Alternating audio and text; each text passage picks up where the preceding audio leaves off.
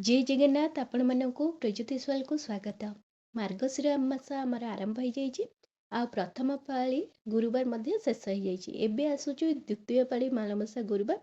आउ द्वितीय पाली देखंतु माने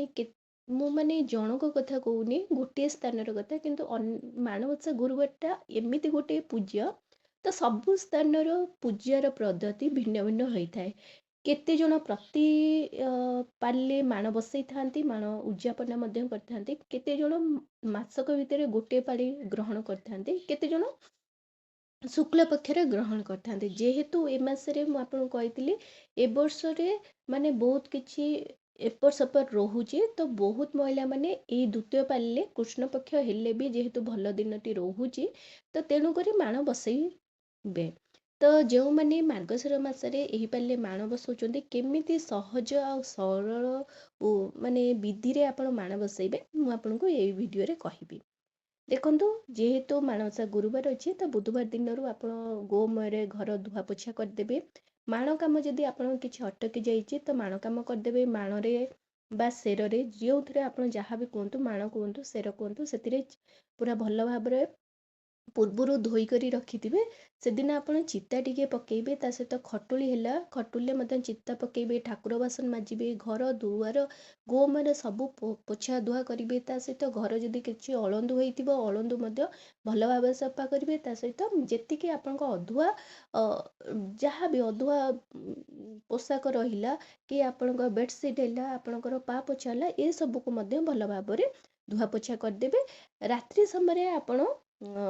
चिता पकईदेवे। आपण चाहिए जदि से दिन सज चिता पकई पारे किंतु जेहेतु बहुत सारा काम रही जाऊँगी ये पूजाटी जल्दी होता है तो बुधवार राति चिता पकईदेले बहुत माने आपन को ही सहज हम ना आप चाहिए जदि खाली पूजा स्थान में पूजा दिन माने गुरुवार दिन चिता पकई पारे। पूजा स्थान में जमती आमर कोठी अच्छी तो कोठी काटे पूजा सामग्री ता पूर्व दिन सबू माने बुधवार दिन ही आपण प्रस्तुत करदेवे। तो कारण अंधारू पूजा होता तो सका अंधार समय आपण माने जिनस गुड़ाक आनिबा खोजिबा ताकू कष्टकर होता है तेणु से दिन सबू माने रेडी करी रखी देथिबे। तो गुरुवार दिन अंधारू आपण जदि 2टा 3टारू उठुचंती 2टा 2:30 नले 3टारे जदि उठुचंती आपनको कामटी सहज हो पूजाटी ठीक टाइम रे मध्य आरंभ हो। तो अंधार उठी प्रथमे कौन करेंगे घर टिके प्रथमे झाड़ू करदेवे। चिता पड़े आपण चिता उपर न मारे तो घर अलग जो स्थान थी घर झाड़ू मारे तापर कौन करेंगे आपण निजर नित्यकम सारे जिते आप स्नान कर शरीर टिके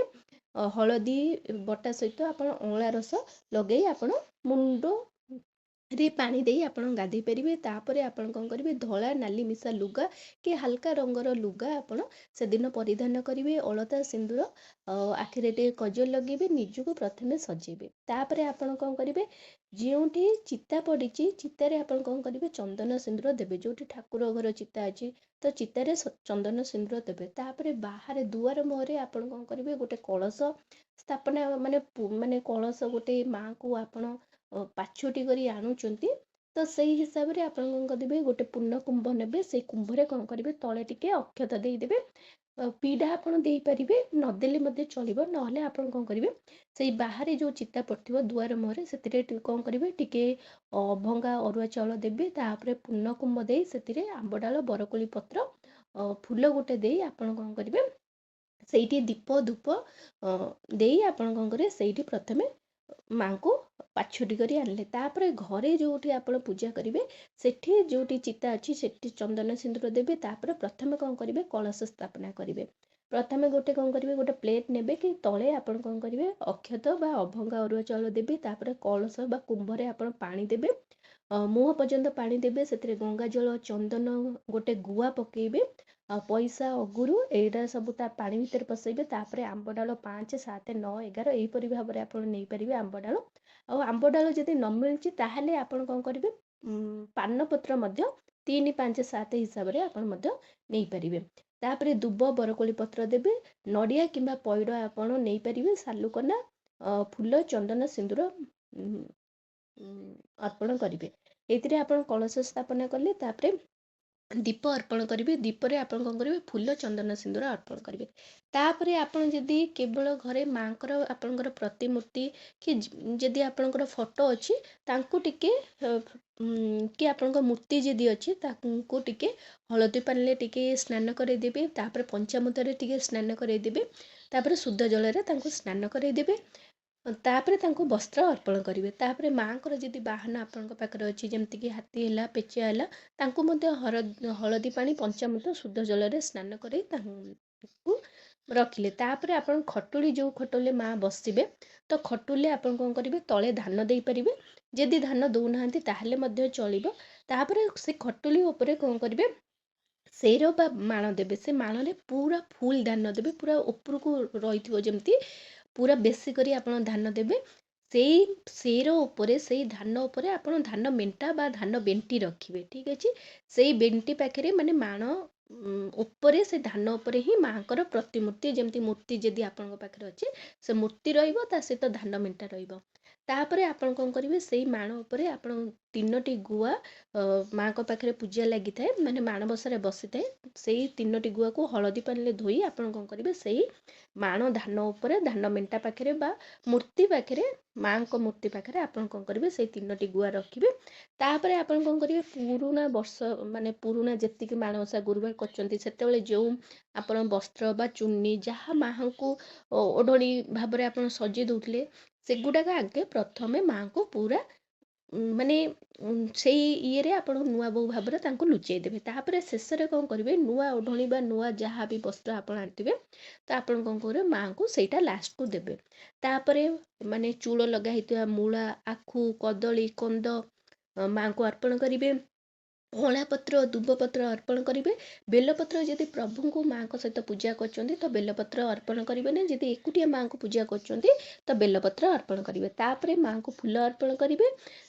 फूल जेहेतु प्रथमाष्टमी सरी जाइए तो गेंडु फूल सोर्ष फूल मल्ली टगर रजनीगंधा माँ को प्रिय फूल हूँ पद्म फूल तो ये सब फूल व्यतीत आप पाखे जदि अलग किसी फूल अच्छी ताहले जमीक गोलाप फूल है सेबती फूल ये फूल आप अर्पण करेंगे तापर चंदन सिंदूर अर्पण करेंगे धूप अर्पण करेंगे प्रथम प्रहर में नैवेद्य आपण फल मूल पणा भोग अर्पण करेंगे पणा भोग में आप नड़िया कदली क्षीर दही मिश्री बा गुड़ महू घी छेना अदा छेचा गोलमरीच गुंड ये सब पकई आप पणा भोग करेंगे माँ को पणा भोग आ फलमूल भोग अर्पण करेंगे तापर आप झुणा और अगुर आलती करेंगे आप चाहिए जदि से समय माँ को अष्टकम पाठ करेंगे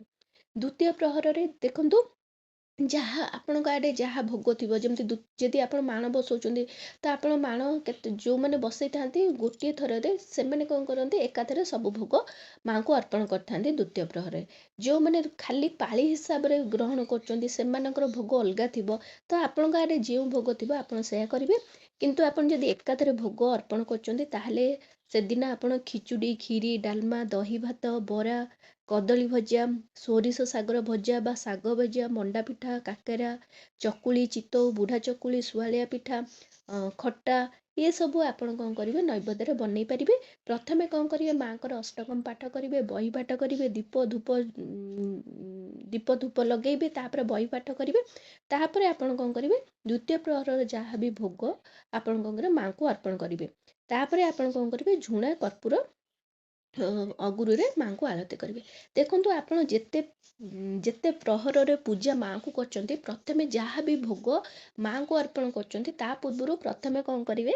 कलश को अर्पण करेंगे कलश रे पंचदेवता आवाहन होती प्रथमे अर्पण करेंगे तापर माँ को अर्पण करेंगे प्रथम प्रहर जहाँ भी फलमूल आप पणा भोग है प्रथमे कलश को अर्पण करेंगे द्वितीय प्रहर जहाँ भी भोग लगे प्रथमे कलश को अर्पण करेंगे तापर आपण कौन करेंगे माँ को अर्पण करेंगे यही द्वितीय प्रहर भोग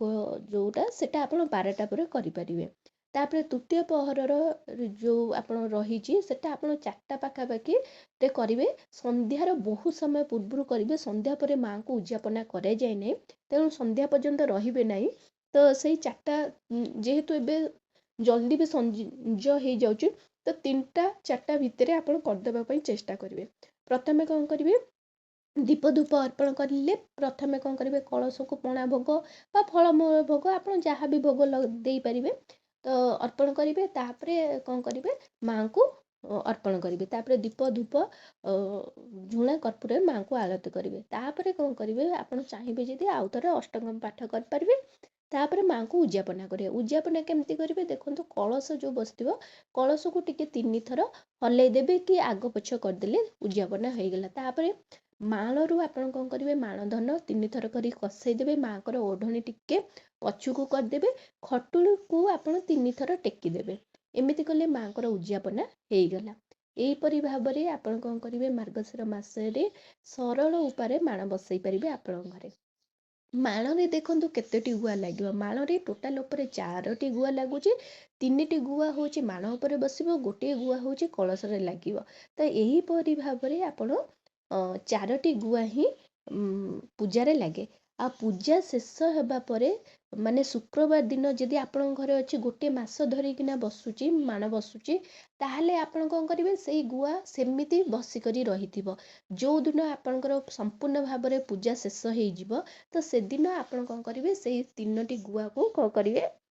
ରଖିଦେବେ। ଠିକ୍ ଅଛି। ଆପଣ କୌଣସି ଆଉ ସୁଦଶା ବ୍ରତର ଗୁଆ ସହିତ ମାଣବସାର ଗୁଆ ମିଶାଇବେନି, ତାକୁ ଅଲଗା ରଖିବେ। ପ୍ରତିବର୍ଷ ଯେତେବେଳେ ମାଣବସା